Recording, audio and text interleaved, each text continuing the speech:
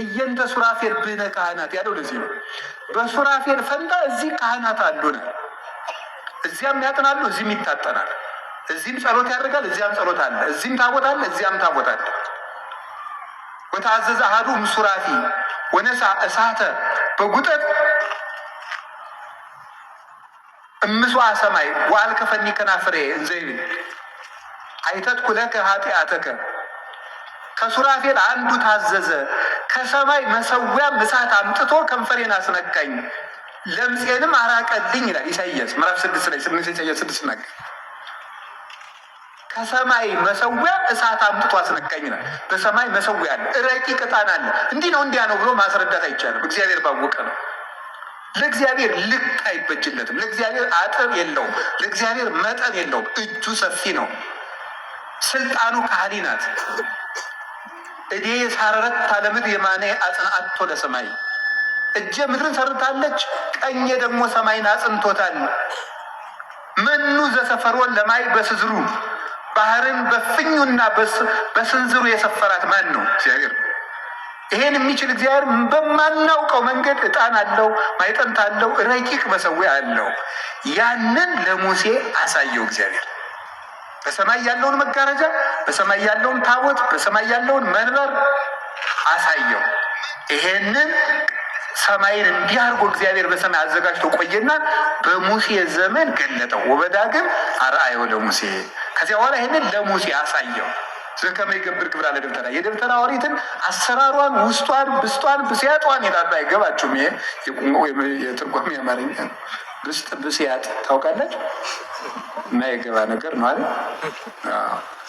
እናንተስ ራሱ አሪፍ ነው ምናምን ትሉ የለ። እኛም የማይገባችሁን ቋንቋ ማውራት አለብን አንዳንድ ጊዜ ማለት ነው። እናንተ ስንት ነው የምትቀልዱብን በየመናኸሪያው በየመኑ ማለት ነው። የማናውቀውን አማርኛ እያደረገ ሰምታችኋል። ብዙ አሁን እኮ የዱርዬ ቋንቋ ራሱ በአማርኛ ስነ ጽሁፍ የአራዳ ቃላት እየተባለ ይሰጣል እኮ። ኮመን እንደ ኮመን ኮርስ ሆኖ እዚያው ውስጥ ይሰጣል። ይገርማል እኮ። ከቤተክርስቲያን ጋር ብትግባቡ ይገባል፣ የዱርዬ ቋንቋ ከምታጠኑ ማለት ነው። አሁን የአዲስ አበባ ሰው ሲያወጋ አንተ እያለ ያወራል። እኔ ያስቀኛል። ለምሳሌ ቤተክርስቲያን ለምዶ ማትመጣው ሲባል እኔ ነኝ እንደዚያ ስለው፣ ያው ልጆችን ትምህርት ቤት ትወስዳለህ፣ ሚስት ትቆጣባለች ምናምን ለመነኩሴው እኮ እንዲህ እያለ የሚያወራው እንደ ራስህ ሚስቴ እያልክ አታወራም እንዴ? አንተ እያላችሁ የምታወሩት ለምንድን ነው? በሁለተኛ መደብ ማለት ነው። ያው ትተኛለህ፣ ታንቀላፋለህ። ረዲ አልተኛም እላለሁ ወዲህ እንደ ልጅ የለኝም እዚያው ራስህን ቻል ማለት ነው። ስለዚህ በሁለተኛ መደብ የምታወጉት ነገር ይሄ ሁለተኛ መደብ ምንድን ነው? ሰከንድ ፐርሰን ነው አይደለም? እንደሱ እያደረጋችሁ የምታወሩት ነገር አቁም። እኔ እየረፈደብኝ ነው ማለት ያለባችሁ እንጂ አንተ እያላችሁ አታወሩ ነው። ስለዚህ የደብተራ ኦሪትን አሰራሯን እግዚአብሔር ለሙሴ አሳየው። ሙሴም ባስልኤል እና ኤልያብ የሚባሉ ጠበብትን ሰጥቶ እንዲሰራ አደረገው ማለት ነው። ሲሰራ እግዚአብሔር ሙሴን ወደ ሰማይ አሳርጎ ማለት ሕሊናውን ነጥቆ ተራራ ላይ አቆሞ 40 ቀን ጾሞ እግዚአብሔር ተገልጦ የሰጠው አሰራር። እኔ በዚህ ዘመን ታቦትን ጣዖት የሚሉት ሰዎች የሚያስቁኝ እንዲያው በጣም ይገርማል። እንደ ድንቁርና ያለ ጌትነት የለም መቼም። አለማወቅ ትልቅ ጌትነት ነው። ስጋት የለም። ሰው እኮ እየተማረ ሲሄድ ፈሪ እየሆነ ነው የሚሄድ። ታውቃላችሁ? ፈሪ ማለት ነው ማለት ነው። ይህንስ ነገር ቢናገሩት ይሻላል ነው የሚለው። እኔ ባበላሸውስ ነው የሚለው። የማያውቅ ሰው ምን አለ? ደፋር የሚሆነው ሕፃንና ምንድን ነው አልተማረ ሰው ነው። ያልተማረ ሰው ደፋር ነው። ቁንጫ፣ ዝንብ ያልተማረ ሰው አንድ ነው። እንደ እውነቴን ነው። ቁንጫ አሁን ዘሎ የጳጳስ ቆብ ላይ ቁጭ ሊል ይችላል። ምን አገባው? ቁንጫ ምን ዝንብም እንደዚህ ነው። የት ቆይቼ ነው አትል ምን አትል የፈለጋት ቆሻሻ ቦታ ቆይታ መጣ የሰዎቹ ማዕድ ላይ ቁጭ ትላለች። እንደ ያልተማረ ሰው እንደዚህ ያለው ደፋር ነው። ቁጭ ልበል ከእውቀት ማዕድ ላይ እንደው ደርሶ ቁጭ ነው። ሀፍረት ራሱ የለውም። ሰው እኮ ቢችል ማወቅ፣ ካላወቀ መጠየቅ፣ ካልጠየቀ ደግሞ ማፈር ጥሩ ነው። እውነቴን ነው የምነግራቸው። አሁን ታቦት ጣዖት ነው ይላሉ ሰዎች። እግዚአብሔር ታቦትን የሰጠ ማን ነው? አሰራሩን የተናገረ ማን ነው? ታዲያ ታቦት እንዴት ጣዖት ሆነ ስትሏቸው፣ አይ በሐዲስ ኪዳን ነው እንጂ በብሉይ ኪዳን እኮ አይደለም ይላል። ያ ማለት ምን ማለት መሰላችሁ? ሲገለበጥ እሺ የሐዲስ ኪዳኑ ታቦት አልፏል ብለን እንኳን እንደነሱ ብናወጋ ምን የሚል ሀሳብ አለው? ታቦት ጣዖት ነው ይላል ነው። አዎ መቼ? ዛሬ በብሉይ ኪዳን ነበር። እሺ ታቦት ዛሬ ጣዖት ከሆነ እግዚአብሔር በብሉይ ኪዳን ዘመን ጣዖት እያመለክን እንድንቆይ ይፈቅዳል ማለት ነው? አይፈቅድም። ምክንያቱም የሰጠ ታቦትን ማለት ነው እግዚአብሔር እስከተወሰነ ጊዜ ድረስ ጣዖት አምልኩ ይላል። ታቦት በብሉይ ኪዳን ዛሬ ጣዖት ከሆነ በብሉይ ኪዳን ጣዖት መሆን አለበት። እግዚአብሔር ደግሞ ጣዖት ሊሰጥ አይችልም። በብሉይ ኪዳን ጣዖት ካልነበረ ዛሬም ጣዖት የሚሆንበት ምክንያት የለም። ታቦት የምታመልክ ቤተክርስቲያንም የለችም። ቤተክርስቲያን ታቦት አታመልክም። የምታመልከው ክርስቶስን ብቻ ነው። ማርያምን አታመልክም፣ ሚካኤልን አታመልክም፣ ገብርኤልን አታመልክም፣ አርሴማን አታመልክም፣ ገብረ መንፈስ ቅዱስን አታመልክም። እነዚህ የወንጌል ምልክቶች ናቸው። መጽሐፍ ቅዱስን እንዲሁ እኮ ይገርማል። በዘመናዊ ትምህርት እኮ ሲኒየርስ አሉ አይደል? የሉም? አሉ የሉም? አሁን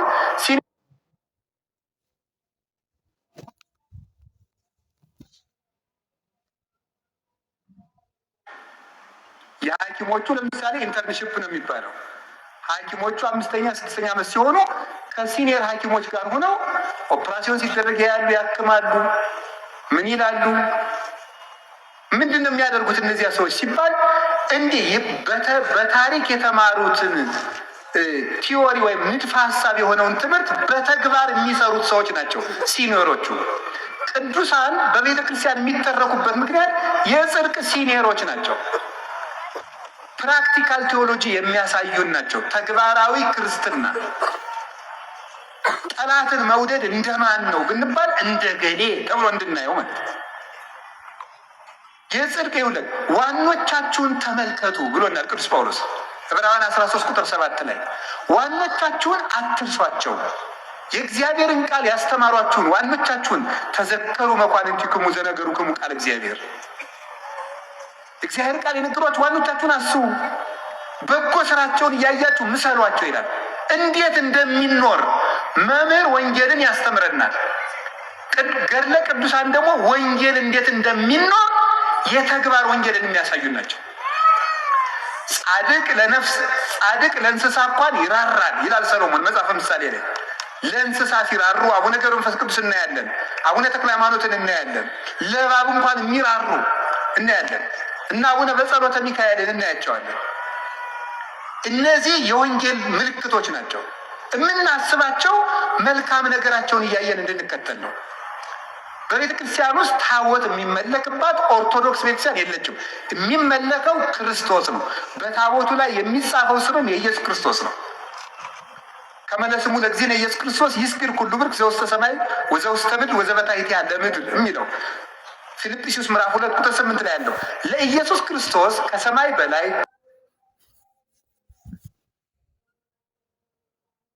ከምድር በታች በምድርም ያለው ጉልበት ሁሉ ሊሰግድ ይገባል የሚለው ነው የሚጻፍበት። ስለዚህ በብሉይ ኪዳን እግዚአብሔር ታቦትን ለምንድን ነው የሰጠ ስትሉ የሰማይ ስርዓትን ለማሳተፍ ነው። የሰማይ ስርዓትን ለማሳተፍ እግዚአብሔር ለሕዝቡ ቅርብ መሆኑን ለማሳየት ነው። ታቦት ሰጠ። መስጠት ቅርብ ወዳጅነት ነው። መስጠት ቅርብ ወዳጅነት ነው። መቀበልም ወዳጅነት ነው። ከምትጠሉት ሰው ስጦታ አትቀበሉ። ዕቃ ከመቀበል ልብን መቀበል ይቀድማል። ዕቃን ከመስጠትም ልብን መስጠት ይቀድማል። ስለዚህ መስጠትና መቀበል የፍቅር ምልክት ነው። እግዚአብሔር ታቦት ሰጠ። ቅርብነቱን አባትነቱን እግዚአብሔር ከኛ የራቅ አይደለም እንዲሉ ነው። 400 ዓመት በመከራ የኖሩ እስራኤላውያን እግዚአብሔር ሩቅ አይደለም ከኛ ጋር ነው እንዲሉ ታቦቱ ላይ ብርሃን እያሳረፈ ደመና እየከበበ ያሳያቸዋል። በታቦቱ ደግሞ በግ እያረዳችሁ አቅርቡልኝ፣ ርግብ አቅርቡልኝ፣ የበግ ደም የፍየል ደም አምጡልኝ ይላቸዋል። እግዚአብሔር የፍየል ደም፣ የበግ ደም፣ የወይፈን ደም፣ የኮርባ ደም፣ የርግብ ደም ርቦት፣ ስንዴ ርቦት፣ ወይን ርቦት ጠምቶት አይደለም አቅርቡ የሚለው። ምን ማለት ነው? አንድ ሰው አንዲት ድሃ ለአንድ ንጉሥ እችን እንደው ቅመስልኝ ብትለው ንጉሱ ቢቀበላል ምን ያህል ደግ ንጉስ ነው፣ የድሃይቱን ገንዘብ ተቀበለ ተብሎ ይደነቃል። እግዚአብሔር ይሄን አምጡልኝ የሚለው ደግነቱን እንደሚወደን ለመግለጥ ነው። እንደሚወደን የምትወዱትን ሰው ስጦታ ትቀበላላችሁ። እግዚአብሔር እንደሚወደን ለማመልከት በታቦቱ ስጦታ ይቀበል ነበር። ታቦቱ የአብሮነት የሱታፌ እግዚአብሔር ከእግዚአብሔር ጋር የመኖር ማዕከላዊ ምልክት ነው የነበረው። እግዚአብሔር ሩቅ ነው እንዳይሉ። ይሄ ታቦት ምን እንዳደረገ እንዴት እንደተሰራ ልንገርባችሁ። ከማይነቅዝ እንጨት ነው የተሰራው። ዘጸአት ምዕራፍ 25 ቁጥር 1 ጀምሮ ከማይነቅዝ እንጨት። በደንብ ስሙ ምዕመናን። ሌሎች የቤት ስራ ሲሰጧችሁ አንድ ጥቅስ አንጠልጥላችሁ ትመጣላችሁ። እኛ ስናስተምራችሁ አስቡን እንዲሁ ምን እንዲሁ ቅዱስ ጳውሎስ እኮ እንዲሁ እንደዚህ ያለ አዚም ማን ያደረገባችሁ እንዲሁ ባካችሁ ንገሩኝ አለ። ችግር ማን ነው እንደዚህ ያለ አዚም የነገራ እንዲሁ ያደረገባችሁ አለ። እስቲ ስሙ፣ እውነቴን ነው። ከማይነቅዝ እንጨት ከግራር እንጨት ቁመቱን ክንድ ከስንዝር ወርዱን ክንድ ከስንዝር አቆልቋዩን 2 ክንድ ከስንዝር አድርገው በውስጥና በውጭ በወርቅ ለብጠው 4 ቀለበት አበጅለት። በእግዚአብሔር ጣት የተጻፉ 10 ቃላት ያለበትን ጽላት በታቦቱ ውስጥ አስገብተህ አኑር አለ። 2 ክንድ ከስንዝር ክንድ ከስንዝር ክንድ ከስንዝር ምንድን ነው ይሄ? ታቦት ይሄን አደረገና ሰራ። በወርቅ ለበጠው። 4 ቀለበት አደረገለት። 4 ማዕዘን ቢሆን እንደዚህ 4 ማዕዘን ቢሆን እዚህ ላይ 1 ቀለበት አለው፣ እዚህ ላይ 1 ቀለበት አለው፣ እዚህ ላይ 1 ቀለበት አለው፣ እዚህ 1 ቀለበት አለው። አንዱ መሎጊያ በዚህ ይገባል። 2 መሎጊያ ነው ያለው። በሁለቱ ቀለበቶች እንደዚህ ይገባል። አንዱ መሎጊያ በሁለቱ ቀለበቶች ይገባል። እንደዚህ አድርገው 4 ሰዎች ከፊት ይሸከሙታል። ከዚያ በኋላ ምን አደረገ መስላችሁ? በስሬት መክደኛው ላይ ታቦቱን እዚያው ጽላት የሚባለው 10 ቃላት የተጻፉበት ነው። ታቦት የሚባለው ጽላቱ የሚገባበት ነው። እዚያ ውስጥ 10 ቃላት ተጽፈዋል። ታቦቱ ከገባ ጽላቱ ታቦቱ ውስጥ ከገባ በኋላ የስሬት መክደኛ የሚባል አለው። የስሬት መክደኛ ይባላል። መግጠሚያው ማለት ነው። እግዚአብሔር በስሬት መክደኛው በኩል ተገልጬ አነጋግርሃለሁ አለ። በቃል ኪዳኑ ታቦት በስሬት መክደኛው ላይ ካንተ ጋር ሆናለሁ ተገልጬም አነጋግርሃለሁ። ዘጸአት 25:22 ላይ ሲነገር በስሬት መክደኛው የስሬት መክደኛ። ከዚያ በኋላ በዚህ መሰረት እስራኤል ታቦት ያቀርባል፣ መስዋዕት ያቀርባል። እግዚአብሔር ይቀበላቸዋል። ሙሴም ሆነ አሮን ህዝቡን መምራት ሲፈልጉ ወደ ደብተራ ኦሪት ይገቡና በስሬት መክደኛው በኩል የእግዚአብሔርን ፈቃድ ይጠይቃሉ። እግዚአብሔር በስሬት መክደኛው በኩል ቃል ይነግራቸዋል። ታቦቱ ካረፈበት ቦታ ላይ እግዚአብሔር ደመና ይጋርዳል፣ ብርሃን ያሰፍራል። የምስክር ታቦት የቃል ኪዳን ታቦት ይለዋል። ታቦቱ ባረፈበት ቤተ መቅደስ ላይ በድንኳኑ ላይ ደመና ከቦ ይታያል፣ ብርሃን ይሰፍርበታል። ከዚያ በኋላ እስራኤልን እረፉ ማለት ነው ትርጉም። እዚያ ውስጥ አርፈው ይሰነብታሉ። መሄድ ሲያስፈልግ ደግሞ ሰፍሮ የነበረው ደመናና ብርሃን ተነስቶ መምራት ይጀምራል። ያን ጊዜ ሂዱ ማለት ነው ብለው ሙሴና አሮን ይሄን ያውቁና እግዚአብሔር ይነሳ ጠላቶቹም ይበተኑ የሚል ጸሎት ጸልየው ታቦተ ጽዮንን አንስተው ይሸከማሉ። ተሸክመው መንገዳቸውን ይጀምራሉ። እሷ ሳትንቀሳቀስ መንገድ መጀመር አይፈቀድም። የእግዚአብሔር ታቦት ሲነሳ ህዝቡም አብሮ 600,000 ህዝብ አብሮ ይጓዛል። ስለዚህ ይሄ ታቦት የእግዚአብሔር ብርሃን የሚያርፍበት፣ የእግዚአብሔር ደመና የሚያርፍበት፣ መስዋዕት የሚያሳርጉበት፣ የእግዚአብሔርን ድምፅ የሚሰሙበት፣ እግዚአብሔር ከነሱ ጋር የሚሆኑበት፣ መንገዳቸውን የሚመራቸው ነበር። መጽሐፈ ኢያሱ ምዕራፍ 3 ቁጥር 3 ላይ ሲናገር የእግዚአብሔር ቃል ኪዳን ታቦት ተነስቶ በሄደ ጊዜ ከየቤታችሁ ወጥታችሁ ተከተሉት ብሏቸዋል። መንገድ የሚጀምሩት ታቦቱ ጉዞ ሲጀምር ነው። ወዴት ነው የሚሄዱት? ወደ ርስት፣ ወደ አባቶቻቸው ርስት ሲሄዱ መሪያቸው ታቦት ነው። የሚመራቸው በታቦቱ ላይ እግዚአብሔር ነው።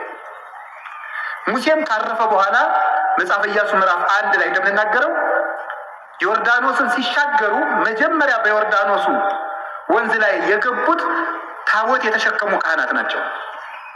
ታቦት የተሸከሙ ካህናት በዮርዳኖስ ሲገቡ እስራኤል በደረቅ ተሻገሩ። ይሄ ታቦት አሻጋሪ ነበር ማለት ነው። ነጥቦችን ትይዛልኛላችሁ። ከእግዚአብሔር ጋር የሚነጋገሩበት ነበር። የኃጢአት ይቅርታ የሚያገኙበት ነበር። የእግዚአብሔር ብርሃን የሚሰፍርበት ነበር። የእግዚአብሔር ደመና የሚከበው ነበረ። የመንገዳቸው መሪ ነው። ወንዝ አሻጋሪያቸው ነበረ። ቀጥለው ኢያሪኮ ሲደርሱ ኢያሪኮ በግንብ የታጠረች ናት። የኢያሪኮን ግንብ ለማፍረስ እልል እያሉ የዞሩት ታቦቱን ተሸክመው ታቦት ተሸክመው ሲዞሩ የኢያሪኮ ግንብ ፈረሰላቸው። ስለዚህ ርስት እንዳይወርሱ አጥር የሆነባቸውን ግንብ ያፈረሱት ታቦት ተሸክመው ዙረው ለእግዚአብሔር እልልታ አቅርበው።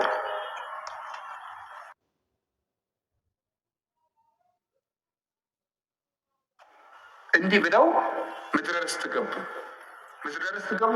ከእግዚአብሔር ጋር ሲታረቁበት፣ ቃለ እግዚአብሔር ሲሰሙበት፣ ይቅርታ ሲያገኙበት፣ ጠላት ሲያሸንፉበት ኖሩ።